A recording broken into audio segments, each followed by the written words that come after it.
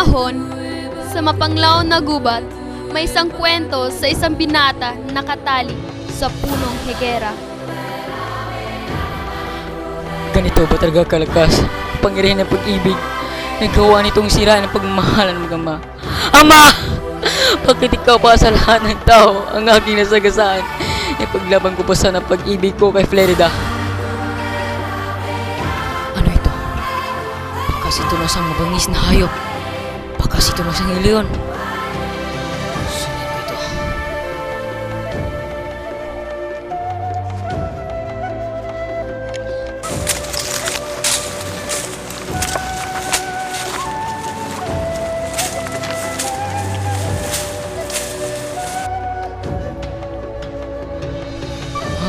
Ano ginagawa niya dyan? Sino kaya yan at bakit siya nagkatali sa punong iyan? Ama, bakit iniwan na ganito kaaga? Bakit? Kaya pala nalulungkot ang taong ito. Dahil sa pagkawala ng kanyang ama. Pero sa kang taksil, kinuha mo sa dahas ang trono at kayamanan ng aking ama na si Duque Bliseo. Oportunista ka, Adolfo. Oportunista ka! Bakit may palapitas ka siya ngayon? Kakainin ang bata niya! Sino ka? At saan ka lupalop nang galing? Ako si Aladdin, prinsipe ng Persia.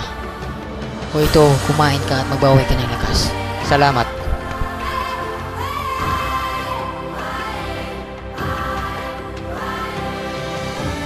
Pwede mo bang ikwento sa akin kung bakit ka nandito? Hindi lang ang kwento kung bakit ako nandito, pati ang kwento ng buhay ko ay utang ko sa iyo.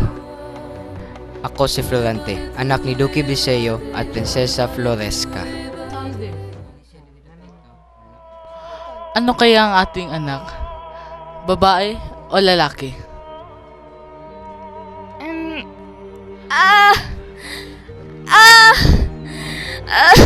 Manganganak na yata ako! Doktor!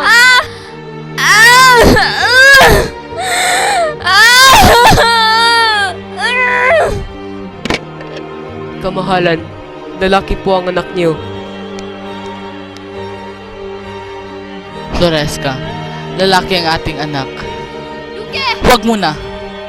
Alam ko na ang papangalan sa kanya. Florante. Florante, pangalang maganda. Para sa magiging tagapagmana ng trono ng Albania.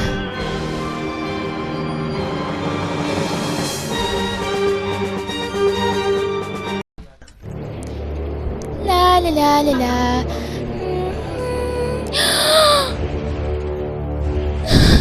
Tulong!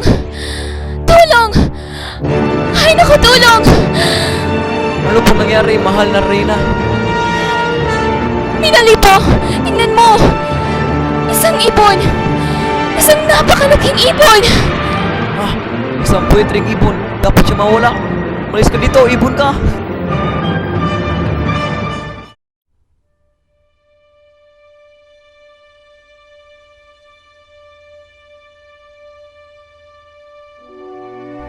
Sa kanilang hardin, nag-usap sina Duque Bliseo at Prinsesa Floresca na paaralin si Florante sa Atenas.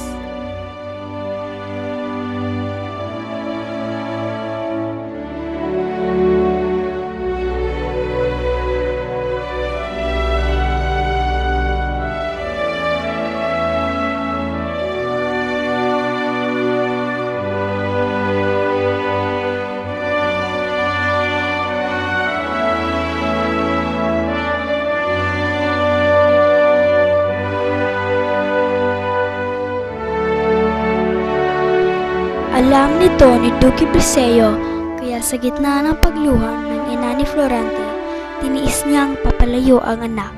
Pinagpunta niya ito sa Atenas upang doon mag-aral.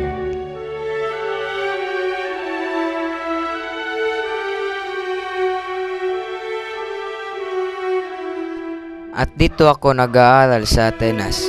At dito ko rin nakilala ang aking guro na si Antenor. At ang aking karibal na si Adolfo. At sa isang dula ay hindi matapat na ginampanan ni Adolfo ang kanyang papel. At sa halip ay ininsulto niya ako. At pinagtangkaang saksakin dahil sa kanyang lubos na pagkaingit. Isang araw, dumating ang isang sulat galing sa aking ama. Isinasaad nito na pumanaw na ang aking mahal na ina. Hay, salamat at dumating na kayo. At sino naman itong kasama mo? Ito po si Minandro, pamangkin ng guro ko. Ikinagagalak ko po kayong makilala. Panginoon, may isang sulat galing sa Crotona.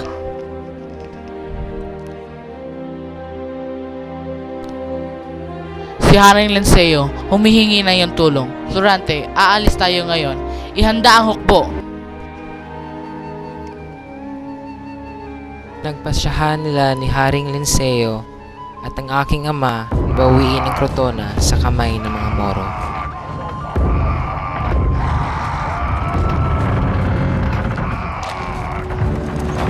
Hanggang sa dumating ang panahon na nakipaglaban ako kay General Osman.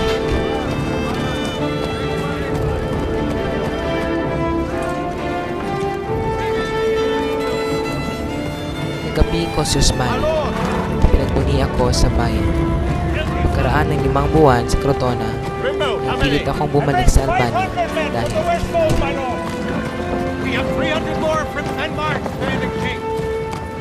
habang kami ay paparating na sa Albania, natanaw ko na nakawagayway ang bandito.